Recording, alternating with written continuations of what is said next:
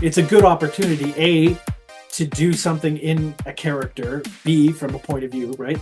And also to sort of hit a niche crowd, my fellow Rush fans, with all these, with Rush jokes. My initial thought was, I'll keep it Willie, is he or isn't he, for as long as possible. But the number of people I got direct messaging me thinking I was Alex, I'm like, well, now I'm in danger of becoming the thing I was supposed to parody. Because it's, why would Alex say this is definitely the real Alex Lifeson? He wouldn't say that, right? I thought if I insisted hard enough that I'm like, I am for sure the real Alex guy with the guitar, that people would get that I'm not. And there were subtle clues. The website is thisisnotalex.com. Welcome to the Stark Reflections on Writing and Publishing podcast. There has never been a better time for writers. More information, options, and opportunities are available to you, but navigating these requires insight. Join Mark Leslie Lefebvre as he draws upon more than a quarter century of experience as a writer, a bookseller, and a trusted book industry consultant to explore and reflect on the writing and publishing landscape to help you make informed choices on your writer journey.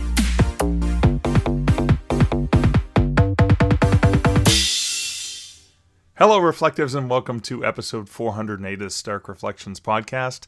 This is your host, Mark Leslie Lefebvre. Today's episode features an interview with Tony Binns, an award-winning stand-up comedian and screenwriter. His feature, Roxy, was nominated for 3 Canadian Screen Awards, 3 Canadian Comedy Awards, and took home Best Feature at the Ampia Awards, as well as Best Feature for Teens at the Kids Screen Awards. His script for Undercover Elf was a finalist in the Screencraft Family Screenwriting Contest, and his new play, Waiting for Godot, which I would absolutely love to see, by the way, was a finalist in the Alberta Playwriting Competition. Now, in addition to this incredible writing talent, Tony is the mastermind behind the online persona known as Definitely the Real Alex Lifeson, in which he pretends way too hard to be Alex Lifeson, the Canadian legendary and genius guitarist for Rush, who is also known for his incredibly powerful flair for humor.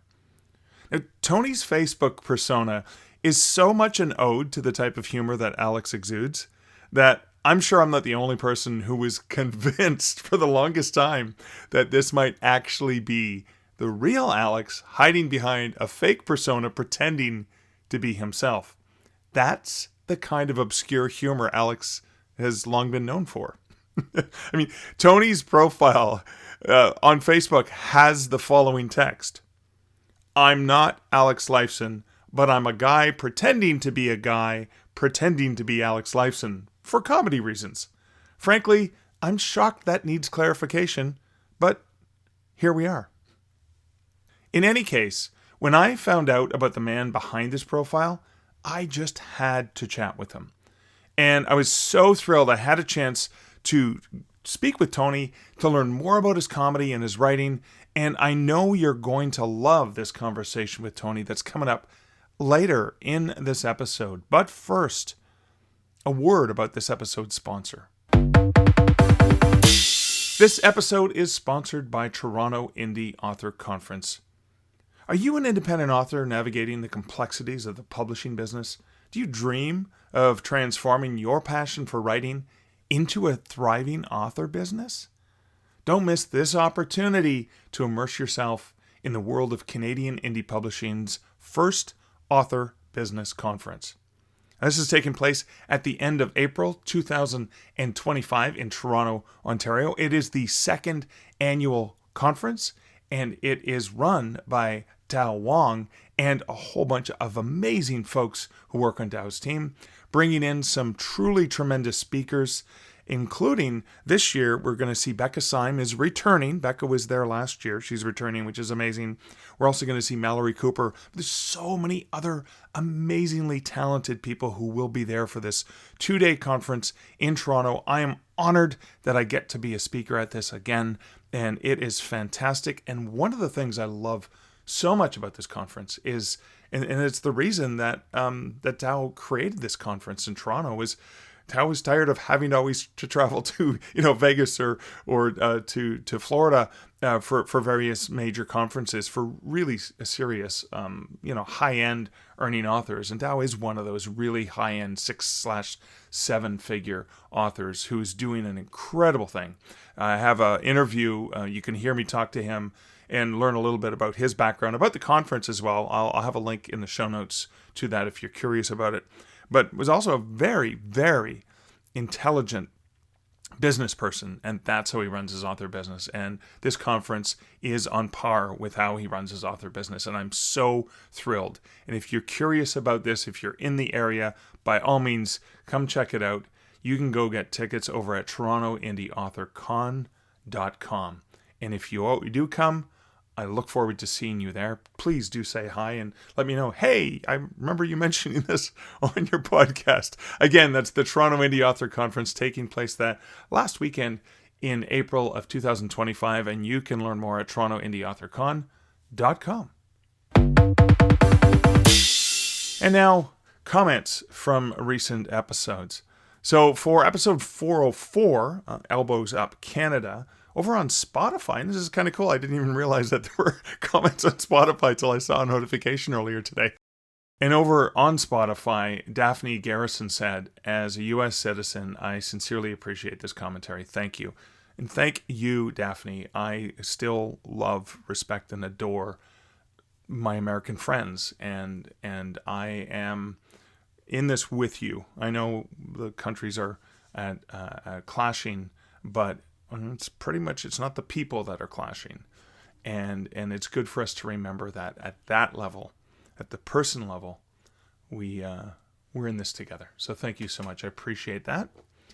Over on, where was this? I'm trying to remember. Oh, I think this is from the website, from starkreflections.ca. For episode 405, Ask Not What Your Bookstore Can Do For You, Edwin Downward said, this episode got me wondering about those of us who mainly read indie ebooks and thus spend little time in our local bookstores. And even when we do, it's difficult to find anyone who reads the kind of books we've been reading to create those connections.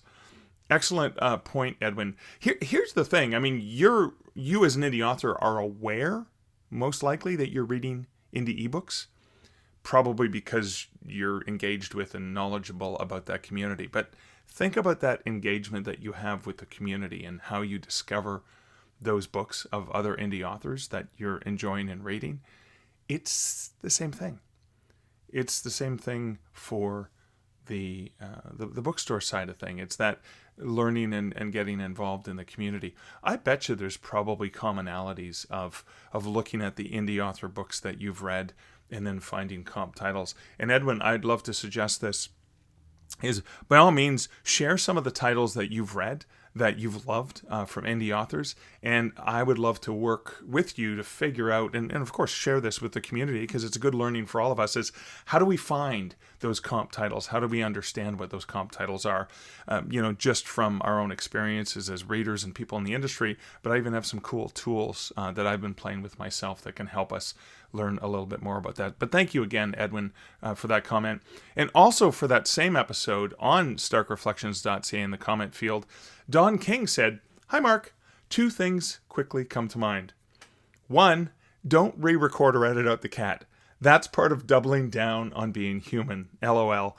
In the early days of the pandemic, when college classes were all suddenly going online, a colleague learned that when the cats and dogs and kids came in during class, it actually helped the human connection factor that can so easily disappear online." Thank you so much for that. I'm just going to interrupt the comment to say thanks. Don's referring to, in that episode, I think Atticus the cat was growling really, really loud and bringing something up or downstairs or whatever. I don't know to whom, because he was moving it away from me. But it was just so loud, the mic was even picking it up. And normally I edit those things out. I incorporated my reaction to Atticus. I do often cut out some of those things because I do want this to be a professional quality podcast. But that's a great reminder. Thank you, Don. It's a great reminder that it's really important for us to see other people as humans. It's a theme. It's a constant thing I've been thinking about a lot in this divisive world. So thank you for that important reminder, Don. Okay, and then continuing Don's comment. So number 2, the thing that came to mind to Don was, 2, I always enjoy your interviews, but I also really enjoy and get a lot out of your solo episodes. Don't think of them as lesser than somehow. Think of them as along with. It's just a different sort of value, and it's a definite value. Thank you for all you do. And thank you for that, Don. And I appreciate hearing that because, again, I made a comment feeling like, I didn't have time to go and edit the interview and make the show notes and all the several hours of work that I have to do when I do an interview. Instead, I'm just going to turn on the mic and I'm going to share a solo episode. I'm going to share a rant, a reflection. I'm going to share, an excerpt from a forthcoming book or whatever. And that means a lot to me, Don. I really appreciate that. I'm glad that you get value in both the interviews as well as those solo shows. And that's good for me to hear because that's the kind of feedback that makes me understand what's resonating with listeners so I can continue to provide value to you as well as to myself as the host. So I appreciate that. And then over on for episode of 406, and this came through a direct message to me, and this episode 406 was how authors can engage with their library. Beth said to me in a direct message, "Thank you for sharing your chapter about working with libraries. It gave me lots of ideas, and thank you for sharing personal details about your life. You were honest and vulnerable, and I admire you for that." Thank you so much for that, Beth. It means the world to me that you took the time to write me about that. And again, following that theme, I think it's so important. It's something that we can do as writers as well, being honest and vulnerable in our writing itself, because that's what people are going to resonate with in your characters as well. So thank you, Beth. And it fit in perfectly with a lot of what I've been thinking about. So I appreciate that. And then the final comment for episode 407, an evening with a drink and a friend with Kevin J. Anderson. This comment came over from the podcast feed, the audio actually feed on YouTube, even though there's also a video because we did this as a live chat. But Sylvie Souillet said, "Such a fun podcast episode. Truly felt like one was having a drink among friends. Guess I should re-listen to some old Rush songs." Thank you so much, Sylvie. I'm honored. I'm honored that you felt that way because that's what Kevin and I were going for. We just love, hanging out and having beers together, and thought, well, let's do this in a more social way with other people. I can interview you, and it can be content, right? Like, that's multi-purpose, etc. But the fact that you felt like you were having a drink with us, that you were having a drink among friends, that's exactly what we wanted. And I'm so glad you felt that way. Thank you for having a drink with us.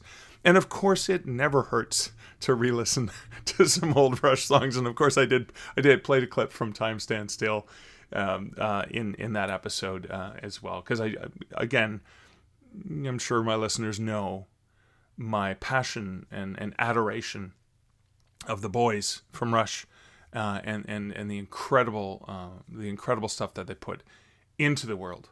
But thank you guys for those comments. The comments are really important to me. They really do mean the world to me because it's a reminder that there are people out there who have thoughts and feelings and their own reflections. And I would love to hear what you're thinking about, what you're reflecting about when you're listening to the episodes. It connects us in a more profound and meaningful way, and I truly, truly do appreciate it. I also truly appreciate those of you who also support this podcast over at patreon.com/starkreflections or my coffee buddies over at buymeacoffee.com/markleslie. That support also means the world to me. As I'm going through income tax stuff and filing, I recognize the value of your sort of sponsorship in helping compensate me for some of the time that I put into the podcast. I would still do the podcast. I will still do the podcast because I get so much intrinsic value out of being here and connecting with you in the way that we can connect, especially when I can, get comments from people that help me understand if I'm on the right track, right? It's like feedback from your editor or your early readers or whatever.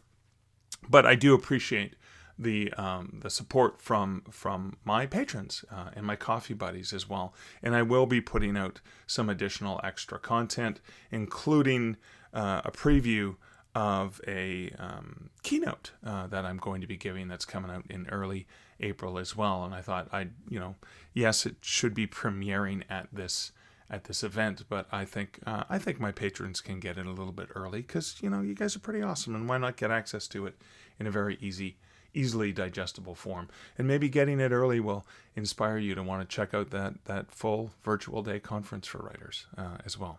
But I'm going to play a bumper, and I'm going to roll into a personal update.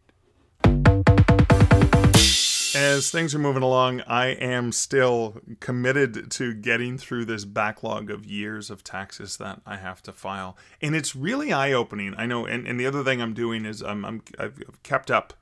I'm keeping up with the latest. So one of the challenges I have is some of my credit card statements only go back 18 months. And when I'm trying to find, I got charged, whatever, let's say $36.75 for a meal I had at a conference 3 years ago. That was American dollars. What did my credit card company charge me? And here's the downside. When I don't have the statement that shows that it was a whatever, like 1.327% exchange rate is what I was charged. When I go back to the Bank of Canada exchange rates for that day, which is all I can do when I don't have the credit card statement, I can say, okay, well, that $36 came to. And then it's maybe only 1.25 is the actual exchange rate. But the credit card company always charges more. So, I'm losing out on that because I was so discoordinated and I didn't file on time. And I know there's going to be, like, I've prepaid my taxes. I've prepaid taxes every year, and every month or whatever, I put money into that tax account. So it's not like the account's in arrears, but there's probably going to be some mismatch. I think when I got caught up for 2020, I think I ended up owing like an extra $1,500 in taxes. I paid, whatever, the tens of thousands of taxes I paid in advance, but there was still a little bit extra that I owed. And what I owed was probably like $1,500 or something. But then the interest on top of it was about $2,000. So that really massively impacted it. And so I know even if I only owe a little bit of money, that the arrears, I guess the interest, right, is gonna hurt, and I need to get caught up on this.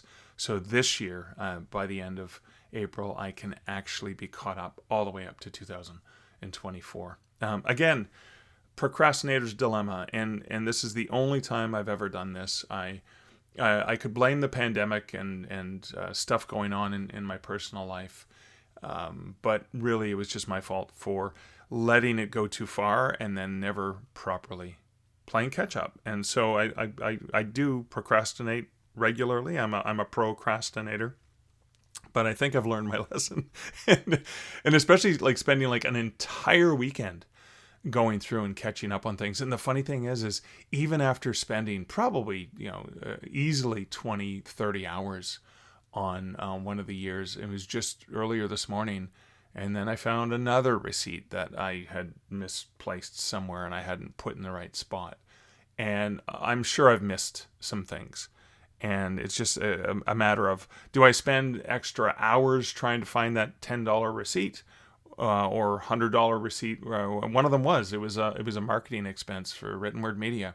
And it was like I was looking for something else and it popped up because I had the archive in the email, but I didn't add the right tag to it, so it never came up when I was going through this. And I'm like, oh, look, there's another $100 US expense, which is probably like $135 Canadian. So that is something that I've been going through. It's not very fun. It's not exciting. I'm working on a new short story. I was inspired to write a zombie-themed story for a charity anthology for superstars. I'm pretty pumped about that, especially because it goes back to some characters I'd created in the past and an alternate reality featuring the same characters. And I love that. This story also has nods to music from, well, just music in general, because that's the theme of the anthology as well.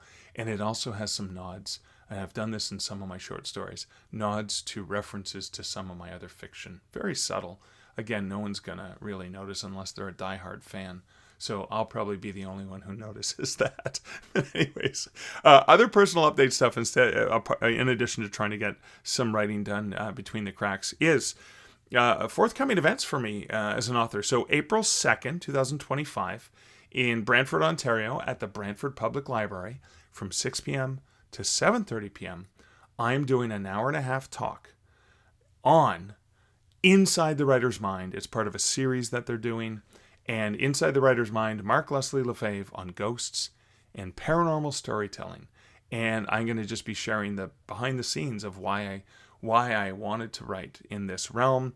And then, of course, some of the fiction where I write scary stuff, but a lot of the nonfiction that I write and publish about true ghost stories as well. So it's sort of like a look at behind the writer's life and even the business of how this works out. So it's going to be fun. I'm looking forward to putting that together over the next weekend and then presenting that in Brantford. I've done several talks at the Brantford Public Library. Love Robin and the staff and the people I get to interact with there. And the folks who've come out have always been amazing. So if you're in the area, April 2nd, swing by.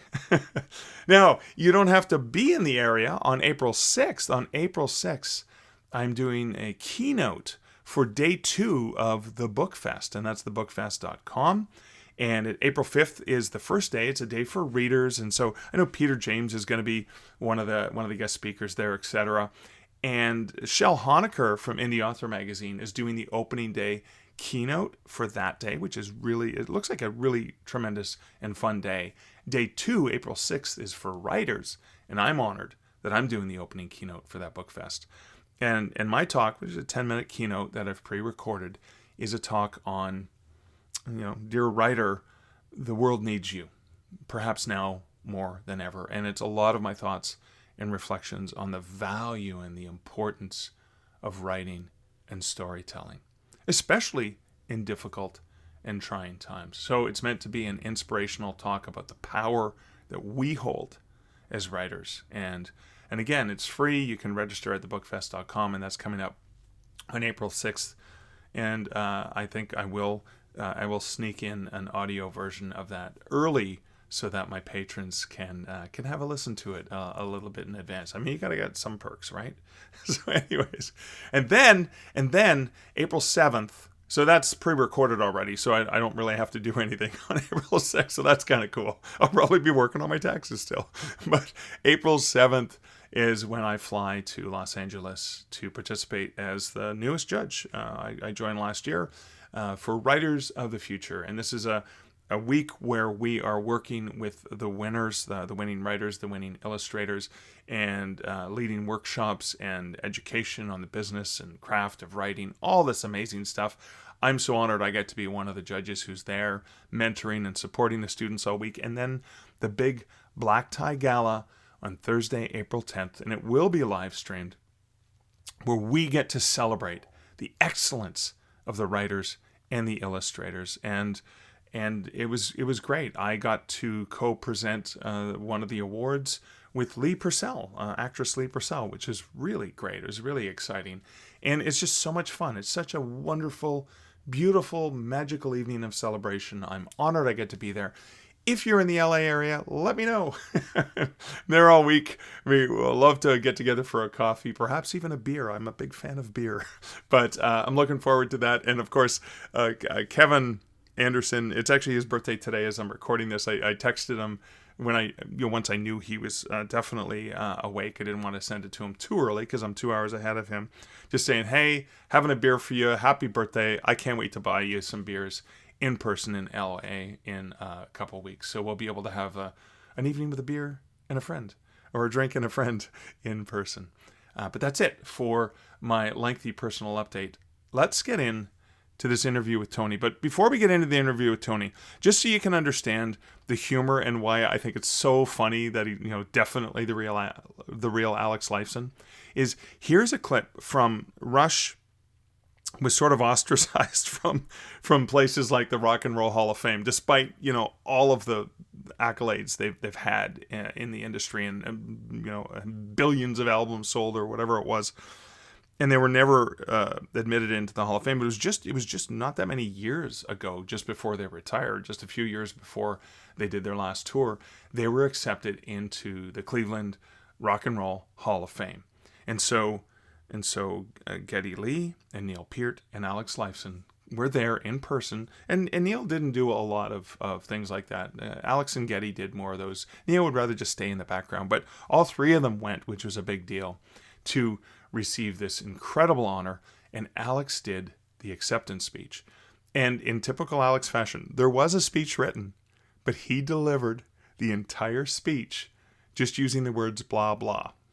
And gesturing and miming what he was saying, like shaving and stuff like that. But it's like a minute and a half, 2 minutes of Alex just being a riot, Geddy and Neil behind him just laughing because they know this is his shtick, this is his kind of thing. The audience ate it up. So what I'm about to share is I'm going to share the audio of that, which I'll have a link to it on YouTube, so you can kind of see the boys and see this.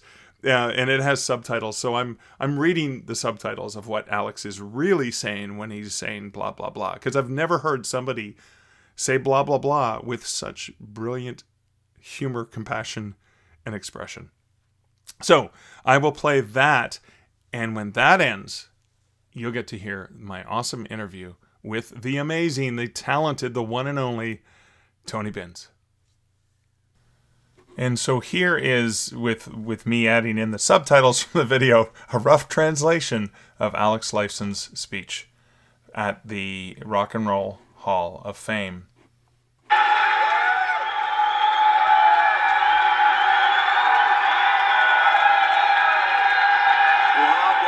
Over 40 years ago, we started this really cool band called Rush, and then we added the new guy, Neil. We played and played and played. We drove and flew and ran and slept all over the world. And it was hard work. But we kept going. I played guitar, Neil played drums, and Geddy sang. We kept working and doing our thing. Then one day, we finally made it big. We finally made it big. So that means we can be in the Hall of Fame, right? No, you're not cool enough. What do you mean? We've got 14 platinum albums? People can't dance to your music. You're crazy. Screw you. No, screw you.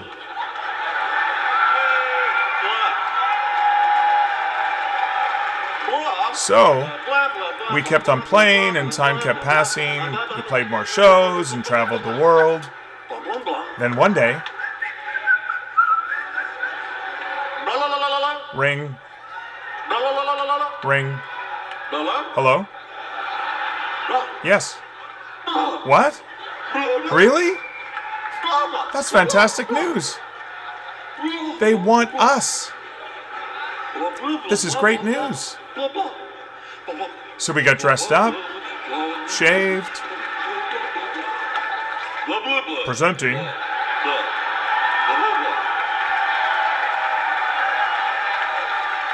the Hall of Fame welcomes Rush. Crying, I love this guy and this guy. I can't believe it finally happened. Nah, this never meant all that much to us. But after what we've seen here tonight, Neil, Geddy, and I know what this means to you. Thank you. Thank you. We love you.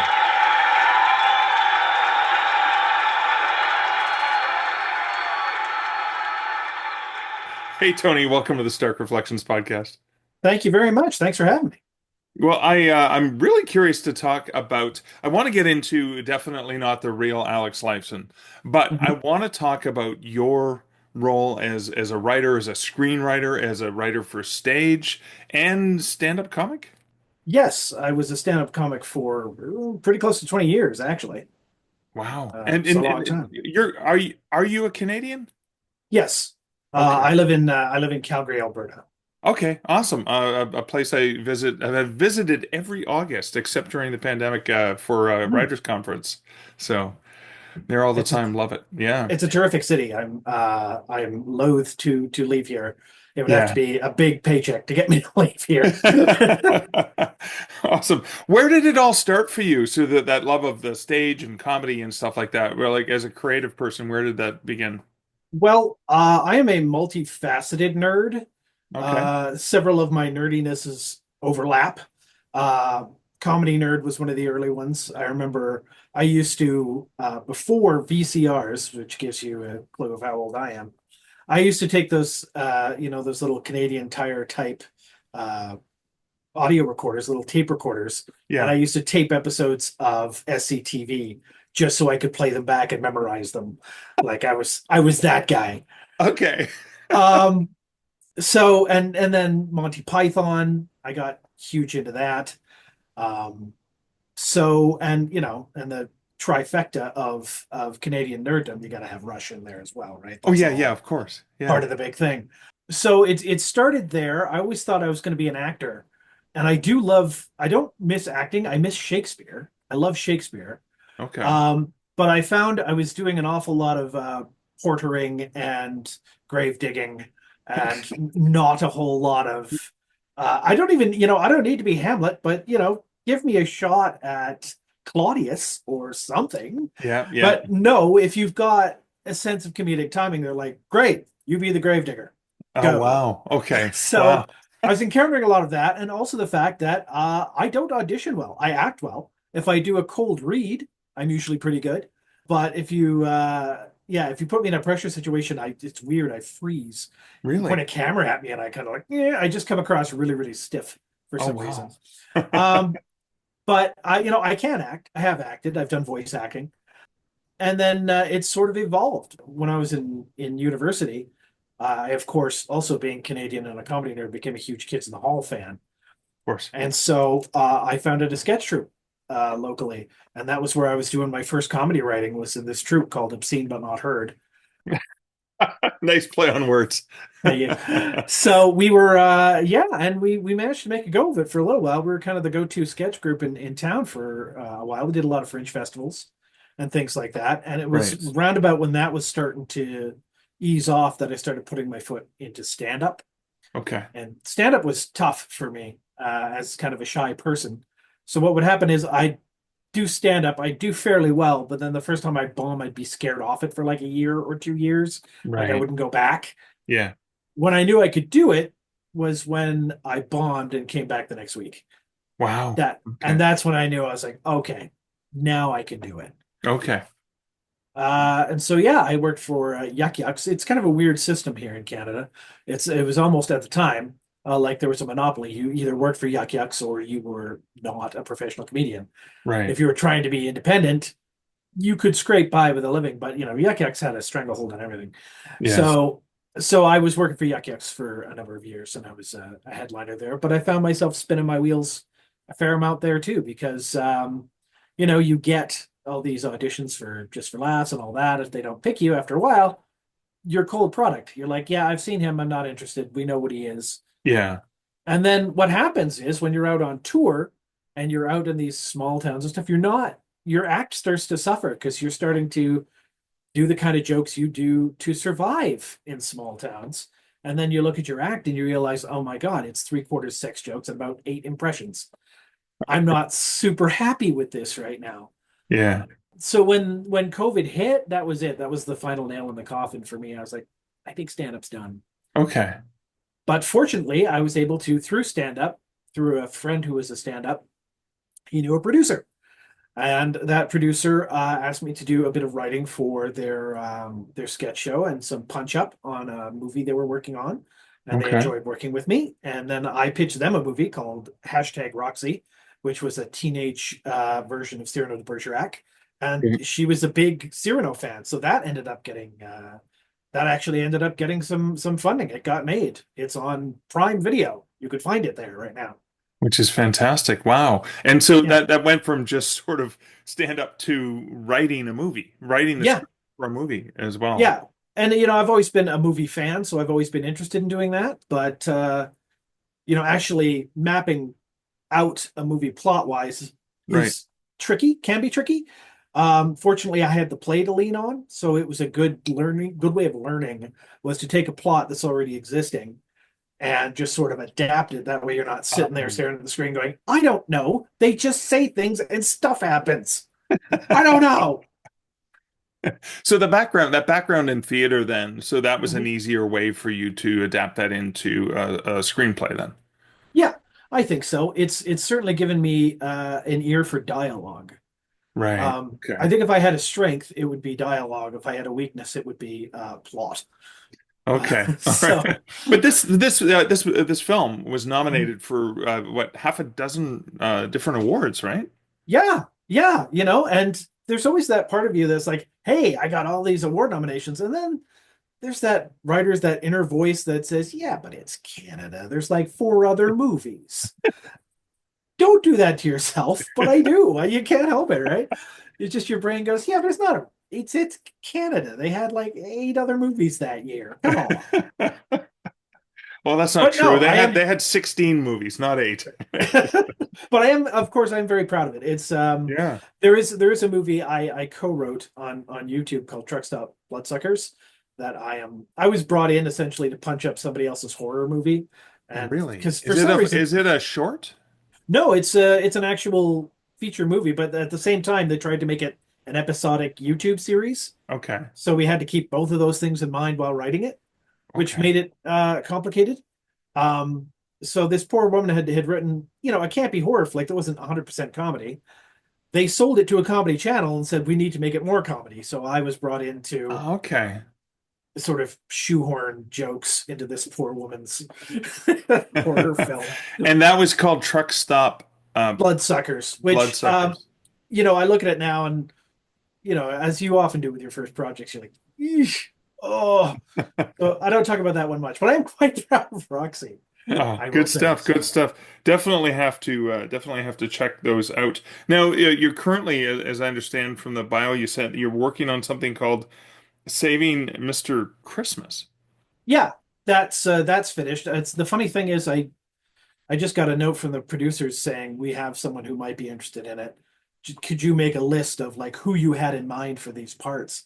Oh, And of wow. course, you can't be ridiculous about it, but Yeah. if they're looking for a type, you could Right. say, "Hey, wouldn't Tina Fey be great?" But Yeah. obviously, they're not going to get Tina Fey. They'll But get a type. they might get a Tina Fey type, Okay. right? Or yeah, fair enough. Fair enough. And is this with the similar production company in Canada or? It's a different production company, and the weird thing is, it evolved into a completely different movie. It's not even close to the same movie I pitched them. But they were like, "We love this, but change everything," which is very, very much the screenwriting industry. Right. Um, and I got sticky about it for a while, and then eventually I just said, "Do you want to get the thing made or don't you?" Yeah. I sucked it up. I went, "Okay, well, if that's what they want," and it's yielded some good things. Some of the changes were quite good. Yeah. Some I'm still stubbornly thinking that my way was better, but if this is what's going to sell the movie, I have zero pride. Gotta go with I it. will do it. Now, you'd mentioned your fondness for Shakespeare and theater and Mhm. stuff like that, and so there's a play project you're also that's relatively recent, Waiting Yes. for Godot for Godot. No, No.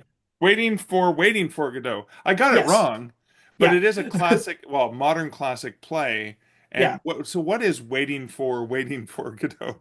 Waiting for Godot is two suburban women who are sitting in the audience waiting for a production of Waiting for Godot that never happens. I love it. Um, Okay. and it's what it is essentially is I've sort of a long time ago, I stopped working. My wife's got a good job, so I stay home. I'm a house dad. I take care of the kid and I write when I can, which is great. And I don't think there's anything I'd rather be doing, but I got Right. to tell you, the days blur. Yes. And eventually, it's just like the repetitiveness of it reminded me of Waiting for Godot. And I thought, wouldn't it be interesting to sort of redo Waiting for Godot, in a modern suburban context with that kind of ennui of like everyday suburban life and how it's very much like the kind of existential dread that goes through Right. Waiting for Godot. And so to use Waiting for Godot as a framework or a reference to talk about getting older, to talk about how, when I was younger, I used to write sort of cutting edge sketch comedy that was very dark. And, I used to think I was pretty cool. And now I'm at the point where I go past a home sense. I'm like, ooh, home sense. Like I'm that guy now. And I don't know how I got to be that guy, but Right. somewhere along the way, interior design and candles sort of sparked my interest, you Right. know. It's part of aging, and it's part of, accepting who you are as a parent. You're not the priority anymore. So it's sort of exploring those themes comedically while parodying gently, Waiting for Godot using that framework. Oh, I love that. Now, is that going to be, is it being prepared for the stage in Calgary, or what's going on with it? Well, we just had a wonderful workshop through the Alberta Playwrights Network, and it did actually make the top five of the Alberta Playwrights Network Award. Okay. Um, but the problem is it's a one act, and that's hard to find Right. spot for because Yeah. there's like one company in town that does one acts. Yeah. Usually, people would just end up producing them on their own, which I have neither the time nor the inclination to do at the moment. But it's so we did a workshop through the Alberta Playwrights Network that was just wonderful. Really great actresses, really great Oh, wow. director, and I Is it, and was is it super just pleased the with it. two actresses, basically? It's the same as the play. So there's the Yeah. two actresses. There's the guy who plays kind of Pozzo, who sort of is called Bezos, sort of based on Jeff Bezos, Right. and Licky, his little media buddy, Licky. who he drags around with him all over the place. Could be nosy too, right? Yeah, yeah. Okay. Wow, that sounds amazing. But so one of the things I remember, so the one act plays I remember in my theater days in Mhm. university was going through libraries like Playwrights Canada Press or Mhm. whatever, where they would actually publish one act plays, and Yeah, then there's the possibility that a theater company somewhere else picks it up. Do you do yeah. anything with that? Well, here's hoping. I mean, we got the workshop. We're just looking for the next steps. I'm sort of compiling a list of anyone who might want to do a one act. The other alternative, of course, is to write another one act and try and pair them off, Right, right. Yeah. and make it an evening of two one act plays. Because I looked at it, and the fact of the matter is, there's a line actually in the play where someone says, "Is that it then?" And then the other person says, "Yes." Can you imagine another entire act of this? That would be intolerable. Because it's true, the whole second act of Waiting for Godot, as modern classic as it is like, okay, so I think we got the point. The Yeah, yeah. pointlessness is not the So what point. We the get it. perfect parody. Perfect Yeah. parody. So yeah, I knew when to stop. It's like they get it now. Yeah, So yeah, I was thinking about expanding it. I'm like, it doesn't need expanding. It's yeah. it's where it needs to be. So now what do I do with it? So, Yeah, yeah. That is fascinating. I think I don't know. I've always loved one act plays because, mhm. again, you can just stop. Yeah. When you get to the thing, when you've satisfied, you don't need to beat it to death. You don't need Yeah. to, And the other look, beautiful thing, of course, is that I didn't, if my weak point is a plot, why not write a play that deliberately doesn't have one? yeah. But really great conversation. Oh, that's fantastic. Okay, so the reason you came to my attention Mhm. was a post you shared, and I'm trying to remember where it was recently you shared, Mhm. hey, I'm gonna break character Yeah. and I'm gonna tell you who I really am. Here's me, I'm Tony, and here's my story, and Mhm. that's what led me to want to have a chat with you. But Mhm. can you share, so you did a parody Yes. of a musician we love and admire. Yes. So let's go back to so All you've right. been a Rush fan for a while, I imagine, like Since myself. since I was a kid, Okay. when I first heard um Spirit of Radio Okay. when I was Right. about 10 or 11 years old, I'm like, what is that? And immediately, and of course, being the nerdy guy, I mean, he's talk about speaking to your audience, right? Like Yeah. subdivisions. I like to think I'm Tom Sawyer, but I'm very subdivisions. you know, like lyrically, it speaks to me. Yeah. Musically, it speaks to me. I've always liked the harder stuff, the Yeah. complex stuff. So yeah, and the fact that those guys are genuinely funny is another thing, right? Like it feels like Yeah. you know the guys. They've been in your life so much, right? Right. So I think what started the thing was um my own naivete.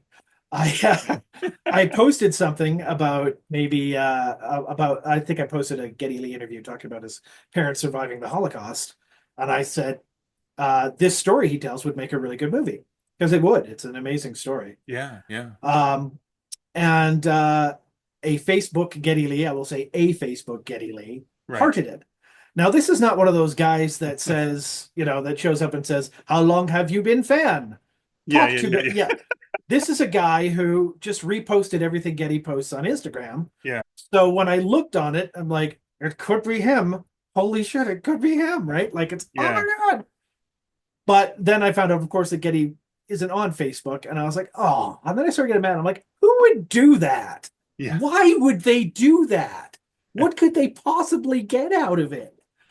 And then I came up with and somebody else was on Twitter talking about how somebody pretended to be Alex Lifeson. And I thought, wouldn't it be funny if I put an obviously fake Alex Lifeson on here, like an Alex Lifeson that is trying way too hard to insist that he's Alex Lifeson.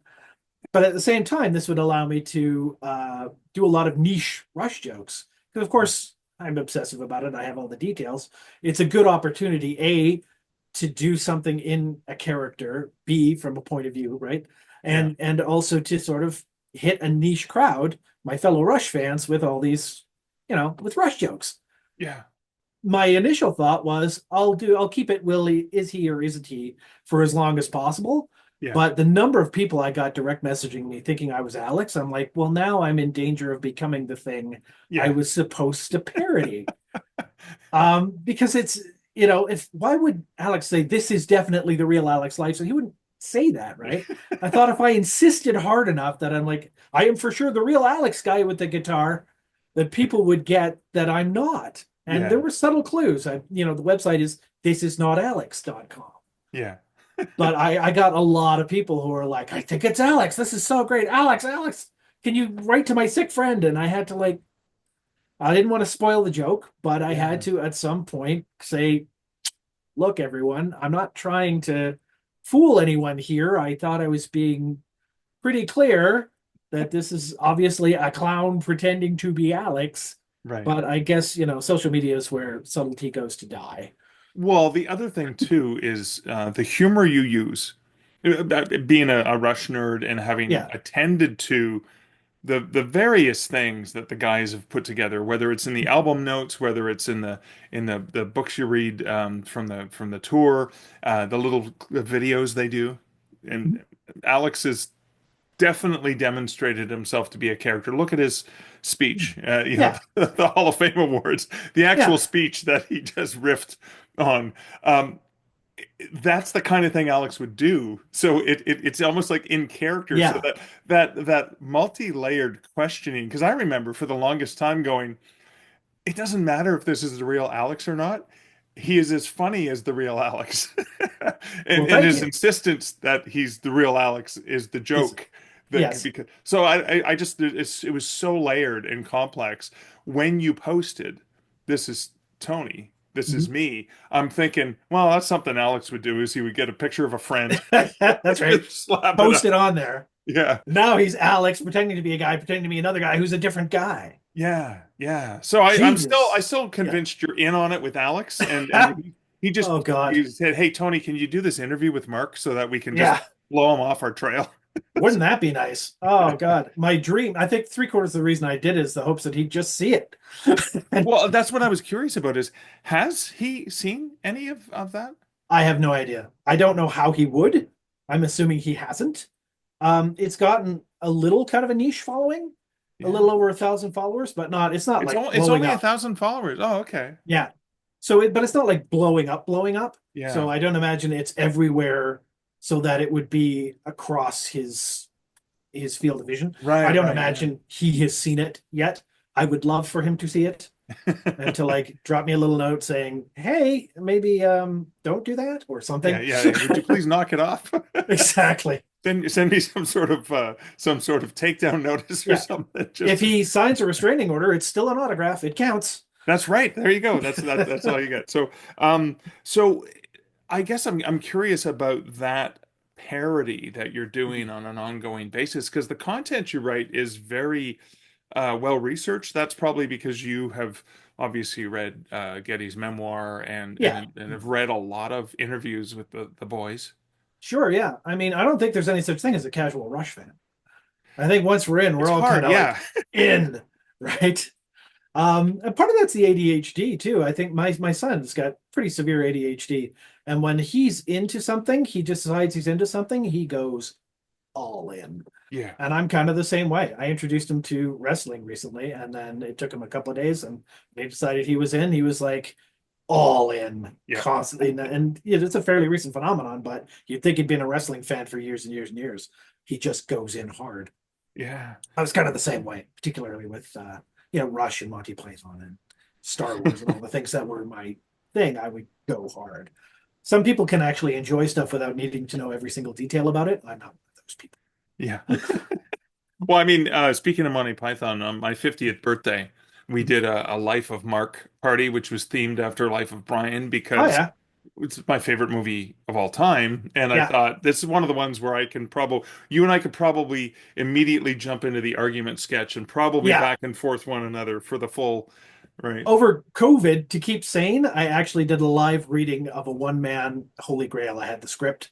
I did all the Well, voices. one man, oh my God. I did the coconuts. I did the whole deal. And about 8 people watched it, but they enjoyed Why it. is that still available on YouTube? No, I live. I just did Oh, it it's just a live live on. stream. It's just Oh, on okay. Facebook Live. Yeah. Because I just in Toronto recently with my son, I saw, speaking of favorite movies, Yeah. Richard Marsh, who's from the Mhm. UK. He's a playwright and a comedian as well, and a poet. Right. He did a one-man show called Yippee Ki and it's a one-man poem parody of Die Hard. One-man show Oh where he yeah. plays all the characters and he does it in Yeah. poetic verse. Wow. And and he incorporates another subplot into it. And it was Yeah. just so much fun getting to chat with him because it was that sort of like you did the one man Holy Grail. Oh my God, that sounds amazing. So you actually have like, because I have the script as well, because Yeah. I'm a Python nerd as well. You Yeah. just read the script and just did all the voices. Yeah. Essentially, I mean, I used to do. I'd say a good quarter of my stand-up act was impersonations, so I can do, and I've done voice work, so I can. My English accent's pretty good. I was raised by British people, Oh, okay. so There you go. So I you've think got I think that. I pulled it off. Um, but there are large sections of it that I did not need that script for. I'll tell you that. Yeah, you just have that memorized. Yeah, It's exactly. in there, right? I used to when I was a kid. This is true. I'd be about 14 or 15, I guess.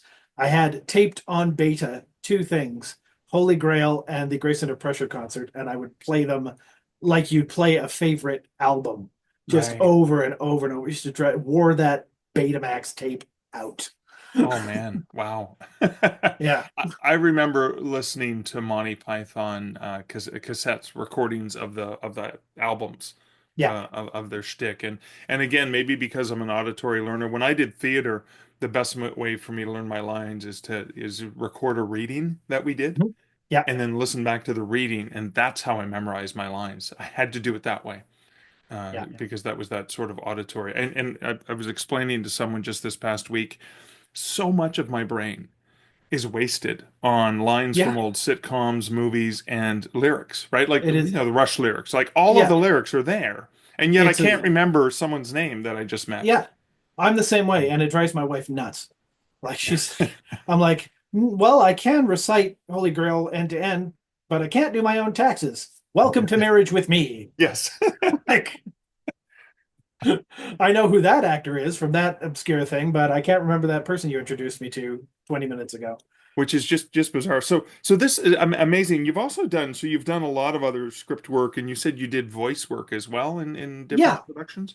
there was a Canadian overdub of Dragon Ball Z that I did some character voices A in. Canadian accent dub, or what was? I don't know. There was just it's called the Blue Water Dub, and apparently this local place here in Calgary was recording dubs for Dragon Ball Z, which is it's very strange. They got a lot of anime stuff in there, and you have to try and match the lips, which is why every anime you see, they're all going, huh? Ah! That's an actual thing where they're just trying to like, well, his lips are still moving. You have to make a noise, Yeah. do something. So that's why they're like, oh, Kaneda, what are you gonna do up there, huh? A lot of that goes Oh, on because you just got to try and match it up as best you can. oh man. Yeah, and I used to do a lot of impressions and stuff when I was doing stand up, which got me out of a lot of tight situations. When you're in the middle of nowhere and they're just not digging your little pithy insights, Yeah. you just pull out, Homer Simpson, and then suddenly they're on your side again, and you can get out of there, get your check, and get the hell back home. Well, you said that as the pandemic was hitting us, that's when you stopped doing comedy. Have you gone back to doing stage comedy at all? Every once in a while, I'll get the urge. I think I've built up enough goodwill sort of locally that I have an open stage. Right. Like, Okay. so anytime I want to come back and try a new five, I'm welcome to do so on any number of stages around town. So I know it's there, and I know I probably will get the Right. urge because I do miss, of course, there's a huge high in performing, right? Yeah. Like, the amount of stuff I do to get validation from strangers is just ridiculous. But It absolutely is, but you could potentially be like hosting and introducing the comics because your ability to just ad lib and kind of riff on stuff. yeah, I mean that's what the MC does, right? So Yeah. when you're in the MC position, a lot of people think the MC is the low person on the totem pole. They're not, because that Yeah. person's in control of the show. Yeah. The Yeah. actual sort of beginner is usually the middle, and then the headliner is the pro. But if you're given the responsibility of keeping the show going, keeping the crowd entertained, that's the MC, and that's, you're still doing material, but you're also sort of seamlessly talking to the audience, which I always hate. It's like Krusty the Clown, right? Talk to the audience. This is always death. I love that line because that's exactly how I feel. Yeah. I love I that. don't care whose birthday it is. I wrote these jokes. Shut up and listen to them. Oh, that is fantastic. But you do what you got to do, right? Yeah, yeah. Yeah.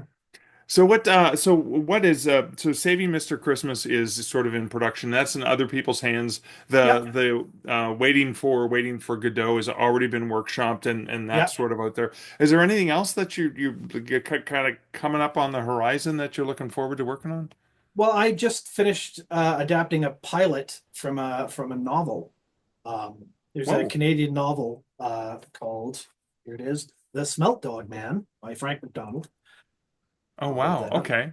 The Smelt Dog Man. So you've just adapted that into a pilot episode Yeah, for a friend of mine said that his cousin used to work for the CBC, and he's got the rights to this book. And would you, he knew I was a writer, and would you be interested in being involved? And I read it, and to be honest, it's not my cup of tea. It definitely falls into what I call beer and smokes humor, which is I'm not a big fan of. So your Trailer Park Boys, your yeah, Shoresy, all that stuff, where the yeah. plot is like, holy fuck, what are we gonna do to get smokes, eh? It's not my thing. And there's an element of that to it, but the character is compelling and he's in his own way smart. It takes place in Cape Breton. It's about this guy who's a billionaire and looks back on how he got to be a billionaire by selling these smelts, these deep fried smelts in the smelt dog cart, and this eventually becomes a huge thing.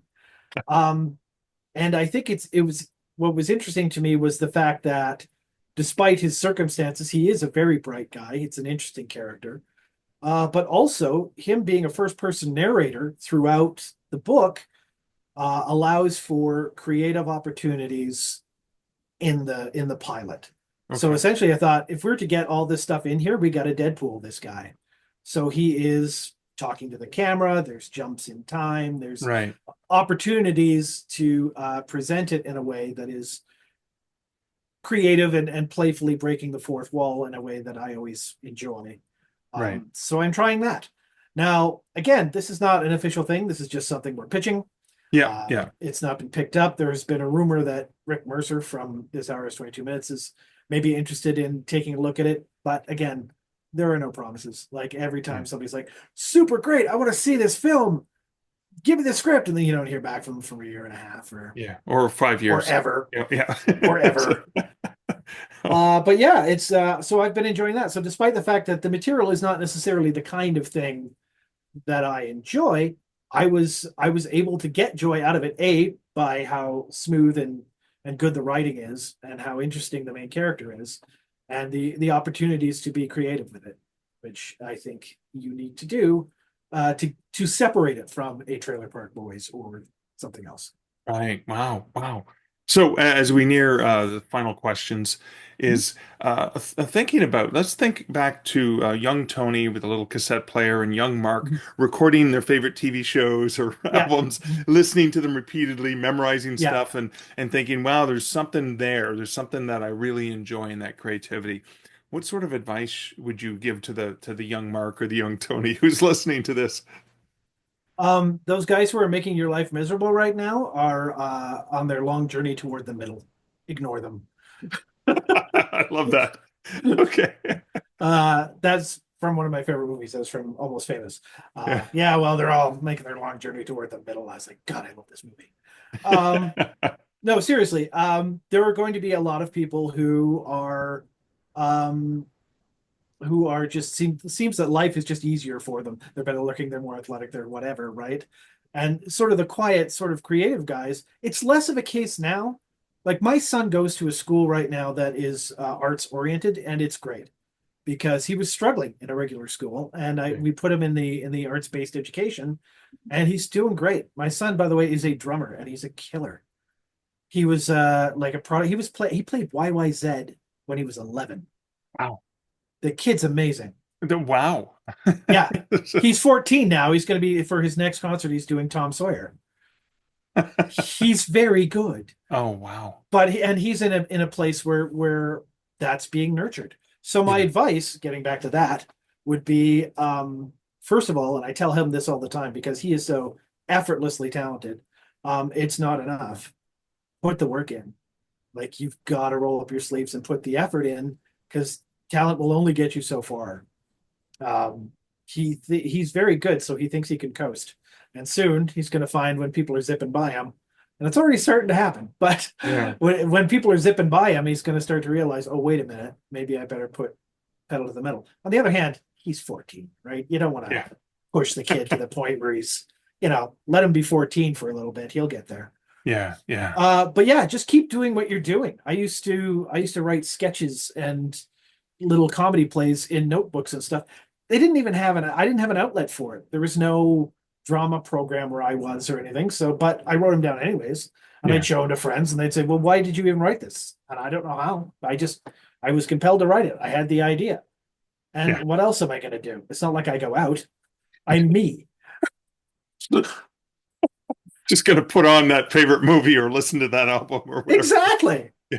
It's not like I have, it's not like I'm gonna touch a girl. That's not a thing that'll happen. So I'll just stay here and do this.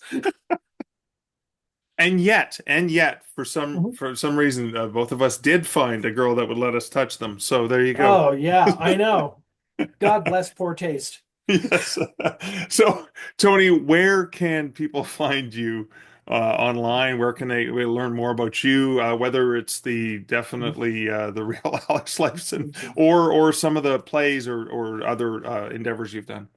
Well, I don't know what's coming up for me, sort of writing wise. Again, you can find hashtag Roxy on Prime Video. It's got Danny Trejo in it, which is a bit of a coup. Oh, very cool. Wow. Yeah. Um, I'm on Facebook all the time because I have no life and I'm old. And that's my that's my social media of choice is the old person's Facebook. So I'm on there and I'm doing, a lot. I mostly use it for comedy purposes. I'm not the sort of person who generally will like, here's a selfie of me eating a snow cone.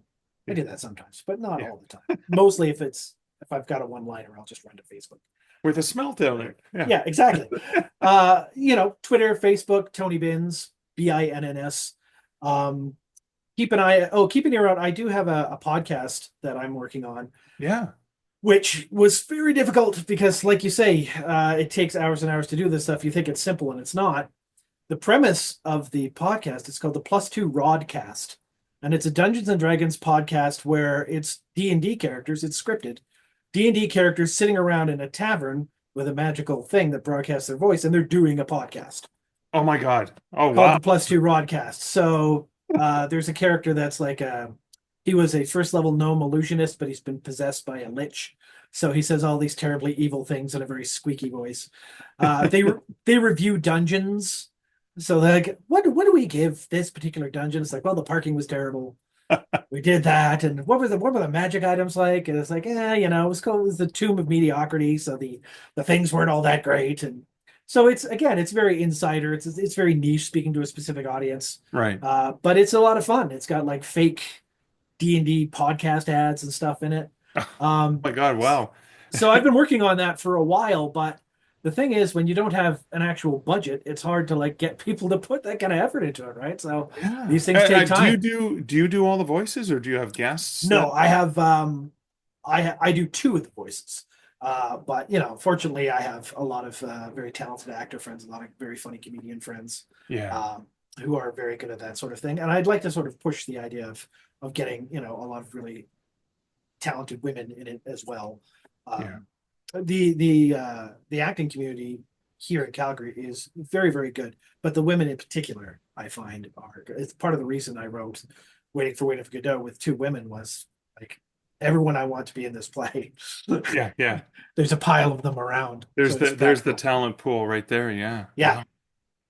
Yeah, so I got that coming up. But other than that, you can just find me on Twitter or on Facebook, or say hi to definitely the real Alex Lifeson, and he will say hi back in character as Alex, who he definitely is, and is not some loser pretending to be him. So stop questioning it. So, all right. So, I'll have links to those in all the show notes. Tony, I want to thank you again so much for hanging out with me today. Thank you. It was a pleasure. I had a great time. Thank you very much. So, as I'm getting ready to share my post-interview reflections, and I made a whole bunch of notes for reflections of things I wanted to talk about, I'm recognizing that this episode's already 1 hour and 6 minutes long. I usually try to keep the episodes under an hour. Yeah, usually try to go between 45 minutes and an hour long. But of course, I had to catch up on comments from recent episodes, and I did share a longer personal update. But you know what? As they say, in for a penny, in for a pound. Even though here in Canada, we don't have pennies any longer, and we don't have pounds. We have kilograms? No, a pound obviously is monetary value of pound in the UK. But anyways, and we don't. It's weird. We're Canadians. We're so weird. We do.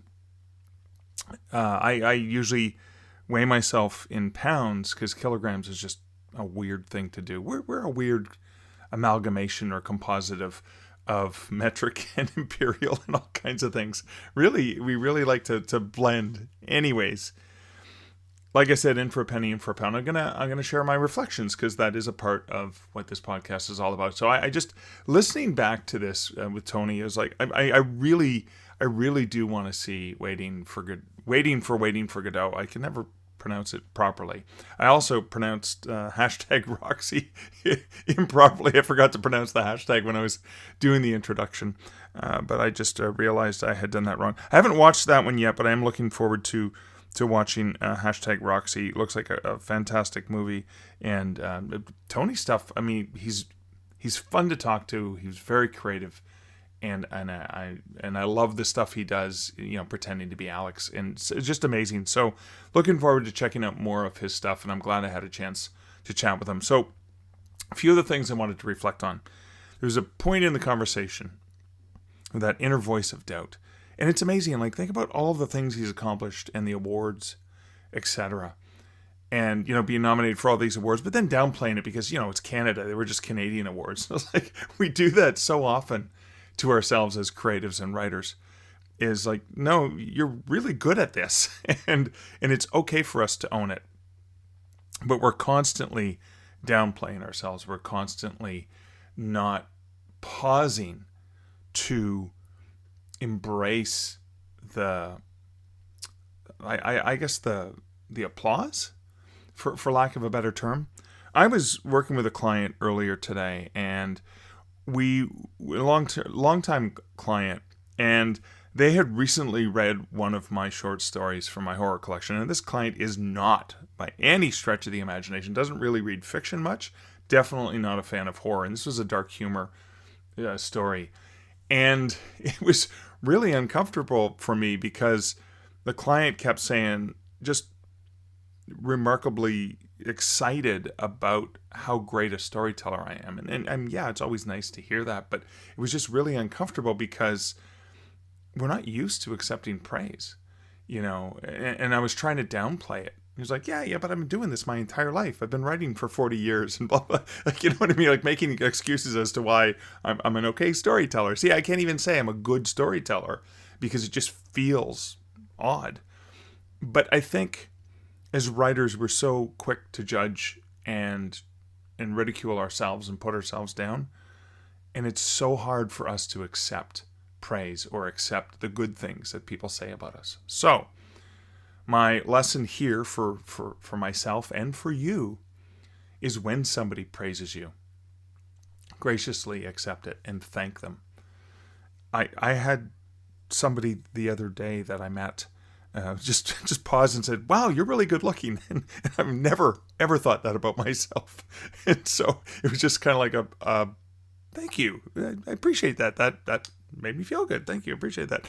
It's a weird thing when people compliment you, but I'm trying really hard, and I think you should try really hard that when that compliment comes your way, own it, accept it. You deserve it.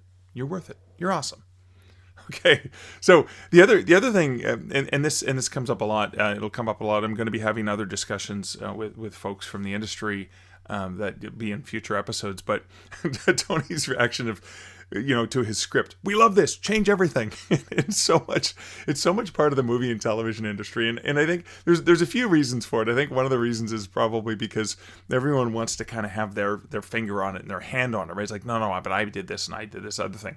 The other thing too is when you adapt a work for different medium, it's going to make some changes. I'm a huge fan of the Reacher TV series. I just finished watching the last episode of season 3. And if you've read, you can even look at, the book that season 3 was based on, and the adaptation and the additions and the characters that don't even appear in the book or don't interact in the book that were added to the screenplay. It's part of that adaptation. Even Tony, adapting that novel he was talking about, that Canadian novel, adapting that into a screenplay, he has that creative liberty to make some changes. So it's like, yes, we love it, but change everything. I mean, I think about my friend Johnny B. Truant and his Fat Vampire novel getting adapted into Reginald the Vampire. And again, there's things that are adapted and changed that are not in the book, but the essence of the story is there. Like even the title, right? You can't, it probably would not do well to call it Fat Vampire. They called it Reginald the Vampire because it's kind of funny and it gets the point across. But anyway, so there's that adaptation that happens across medium. And then speaking of medium, Tony mentioned this, and I just wanted to reflect on it. He mentioned being really good at dialogue, right? He's not so good at plot, but really good at dialogue. And it's so amazing because that's such a fundamental part of writing for the screen or the stage. And I haven't done playwriting in a long time. I used to write for kids to perform back in the day. And it's been a long time since I've written that style. But this could be an exercise that you could do as a writer if you're trying to bone up in your dialogue. Take a scene from a short story, a novel, something that you've written. Take that scene and rewrite that scene, especially if it's a dialogue-heavy scene. Rewrite it just, with the attribution of the actor's name, or the character's name, I should say, and then what they say. And don't fill it with much stage direction unless it's critical. And try that as an exercise in getting better at dialogue. So again, when I interview Tony, and I was listening back to the interview, I was like, yeah, that's something I could do. I had to do that in my last novel. In Only Monsters in the Building, I have scenes where my main character, Michael, is being interviewed by Dr. Laurier, the therapist. And those chapters are the script of their conversation. So it was really good for me to have to force myself to not, because most of the rest of, all of the books in the Canadian Werewolf series are Michael Andrews' first person perspective, and you're in his head, and you only get to see what he says, what he wants you to see. And so when I have him talking to his therapist, you get a picture of Michael that's not filtered by his perspective. And that was a really wonderful thing for me to write, because it helped me see Michael differently. Just like having my friend Julie write, in 2 of the books in this series, write the point of view of Gail, her perspective of Michael as well. It's the first time you get to see that in Lover's Moon, for example. And so I just think if you're looking to enhance your craft or whatever, potentially try rewriting in that dialogue for the screen or the stage. And it's so fun. I remember adapting one of my horror stories for a friend of mine who was a film major in university, and trying to readapt this short story into and I didn't do it in the proper format or whatever, but just sort of like a screenplay. And that was a really fun exercise. So it's something you may want to consider. And then the last thing, this long rambling post-interview reflection, is part of Tony's advice. Talent will only get you so far. You need to put in the work. And that is such an important reminder for me, for you as well. I can say, yeah, I'm a pretty talented writer. I know that my stories have moved people. I know that the things that I've written can actually inspire people and make them laugh or whatever it is. But I still need to continue to put in the work, and I still need to get better at it every day. If I could go to, one of the boys from the band Rush, one of the reasons I went back to school and got my master's in publishing, from Neil's friend, Kevin J. Anderson, and my good friend, is Neil went, after winning all these awards and platinum records and all the greatness he achieved as a drummer, later in his life, he went back to a new drum coach and wanted to relearn drumming from the ground up. It's a magnificent and amazing a drummer as he was, one of the world's best drummers ever. He still went back and learned. And that's a reminder to me of the value. Yes, you can have talent, you can be really, really good at that, but it's so critical to put in the work. And that was great advice from Tony, and something I'm definitely going to take to heart. That is it for my post-interview reflections.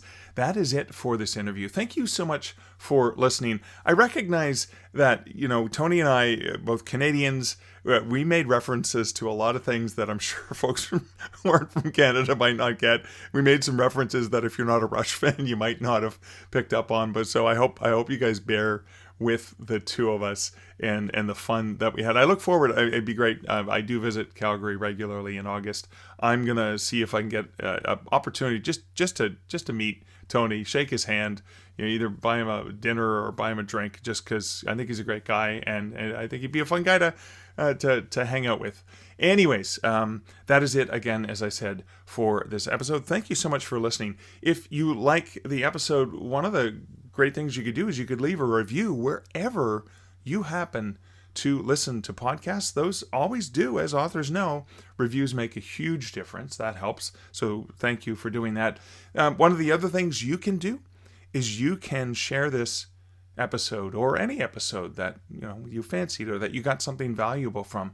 Share that with someone else that you think would also get value. Sharing is caring. But as I said, that is it for this episode. Thank you so much for listening. Until next week, and until next episode, this is Mark Leslie Lefebvre wishing you, dear listener, great writing and good Stark reflections.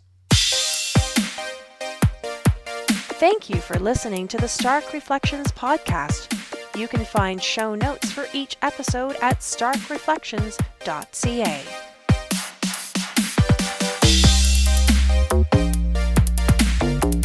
The music for this podcast, Laser Groove, was composed and produced by Kevin MacLeod. Check out more of Kevin's great music at incomptech.com.